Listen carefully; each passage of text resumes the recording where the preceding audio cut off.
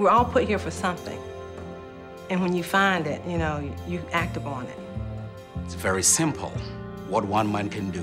If your life is so busy that it doesn't have what is really satisfying you on the soul level, it doesn't matter. This has been his baby that he created and has gone all the way really by himself. He doesn't give up, you know.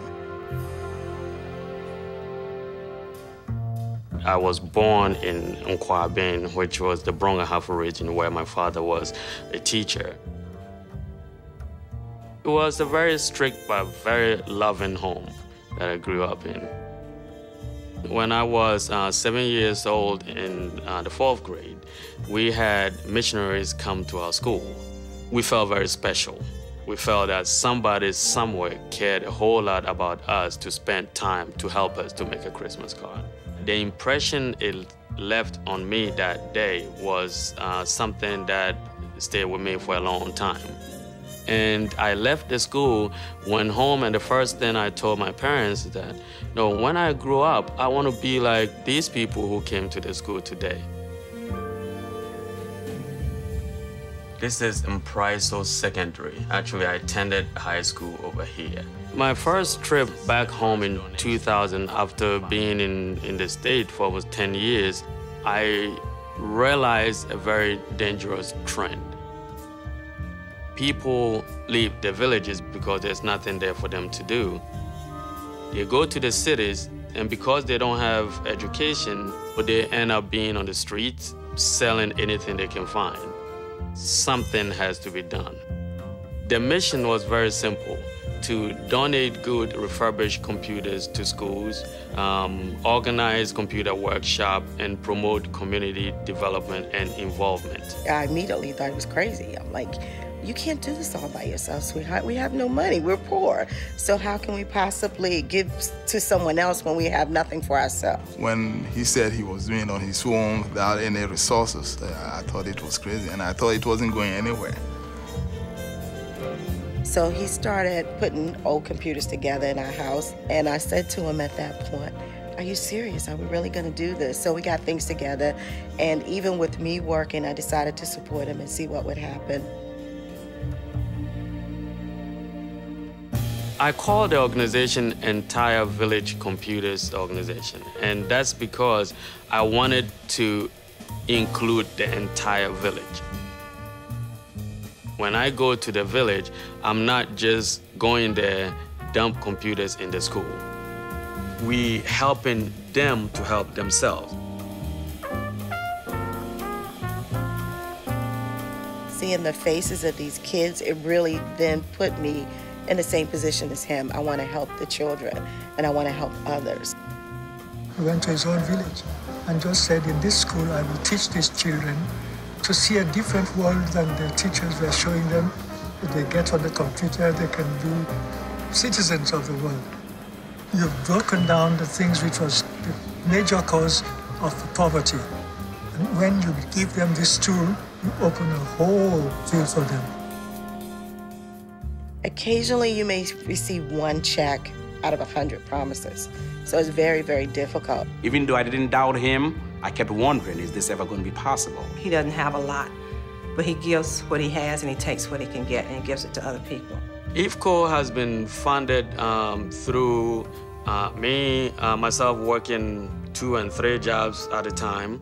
I've also, 2006, sold my townhouse to use the proceeds to support and finance the trip. We put everything we had into getting the townhouse, and for him to come home and say, we've got to sell it.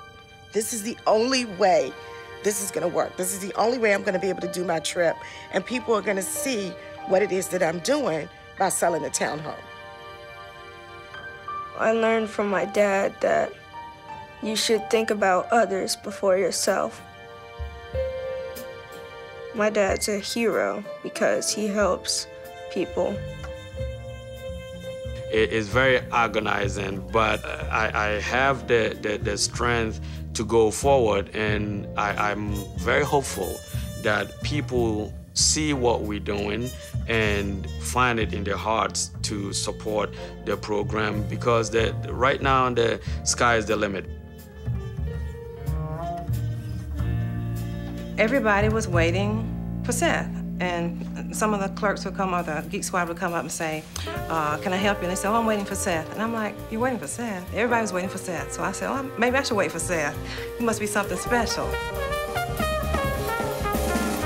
Well, Seth gets very personal with his customers. I mean, he really does genuinely care about them. So when he tells customers the stories and when he helps the customers, that just makes them more loyal to Best Buy.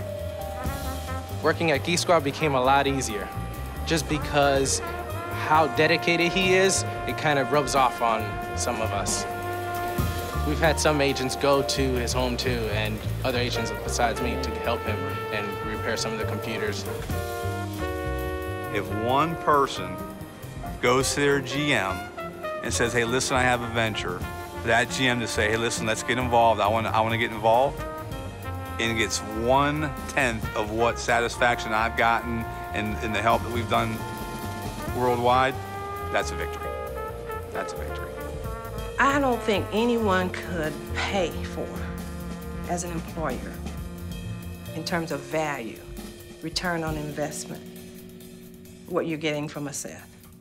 The same way I stood there and waited, I had never laid eyes on him to see this man, because the people around me were saying, I'm waiting on Seth. If you had all your employees were like that, what kind of an organization would you have?